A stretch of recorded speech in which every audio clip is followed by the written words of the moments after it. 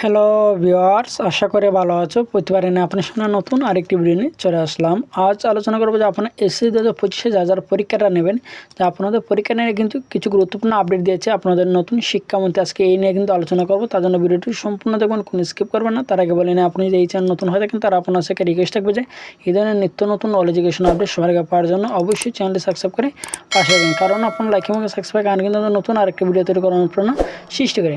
আগামী 10 এপ্রিল থেকে শুরু হচ্ছে চলতি বছরের এসএসসি সমমানের পরীক্ষা, এবং এই পরীক্ষা সুষ্ঠুভাবে সম্পন্ন একগুচ্ছে নির্দেশনা দিয়েছে শিক্ষা মন্ত্রণালয়।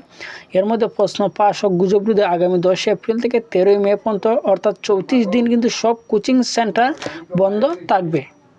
একই সঙ্গে প্রশ্ন পাস ঠেকাতে আইনশৃঙ্খলা বাহিনীর নজরদারি জোরদার করা হবে, এবং পরীক্ষার সকল প্রশ্নের সরবরাহে জড়িতদের বিরুদ্ধে আইনশৃঙ্খলা বাহিনী এবং জেলা প্রশাসকের কঠোর ব্যবস্থা নেওয়ার নির্দেশনা দিয়েছে শিক্ষা মন্ত্রণালয় থেকে।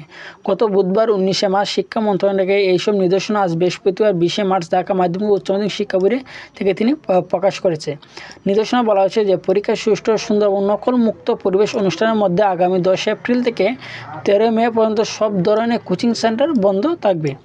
পরীক্ষা কেন্দ্রে প্রশ্ন পরিবহনের দায়িত্বপ্রাপ্ত আইনশৃঙ্খলা রক্ষাকারী বাহিনী সতর্কতার সঙ্গে দায়িত্ব পালন করবে, এবং প্রশ্ন পাস কিংবা পরীক্ষার্থীদের কাছে উত্তর সরবরাহে জড়িত ব্যক্তিদের বিরুদ্ধে আইন শৃঙ্খলা রক্ষাকারী বাহিনী এবং জেলা প্রশাসন কঠোর আইনগত ব্যবস্থা গ্রহণ করবে, এবং সামাজিক যোগাযোগ মাধ্যমে প্রশ্ন পাস সংক্রান্ত গুজব কিংবা কাজের তৎপর কার্যক্রমে চক্রগুরু কার্যক্রমের আইন শৃঙ্খলা রক্ষাকারী বাহিনী এবং সরকারের সংশ্লিষ্ট বিভাগগুলো নজরদারি জোরদার করবে।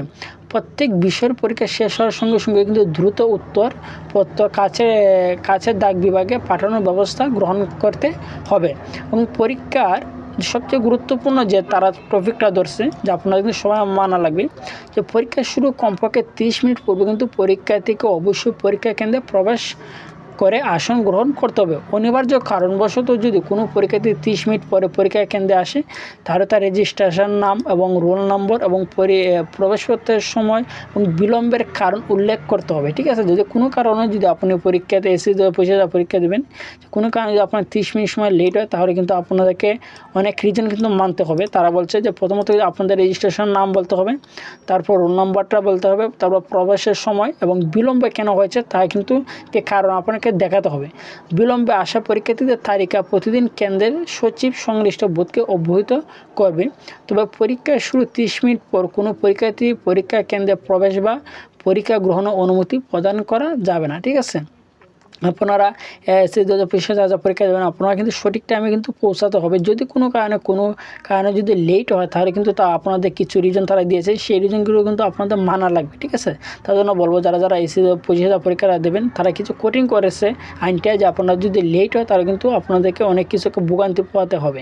ঠিক আছে, তার সাথে কিন্তু বলছে কেন্দ্র সচিব ব্যতীত পরীক্ষা কেন্দ্র অন্য কেউ মোবাইল ফোন এবং মোবাইল ফোনের সুবিধা সহ ঘড়ি, কলম বা অনুমোদিত ইলেকট্রনিক ডিভাইস ব্যবহার করতে পারবে না।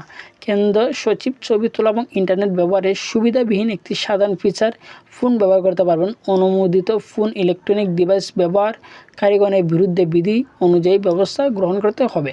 এবার কিন্তু সব বোর্ড মিলিয়ে কিন্তু 9টি সাধারণ শিক্ষা বোর্ডের অধীনে কিন্তু সর্বোচ্চ কিন্তু 14,90,142 জন শিক্ষার্থী কিন্তু পরীক্ষা দেবে।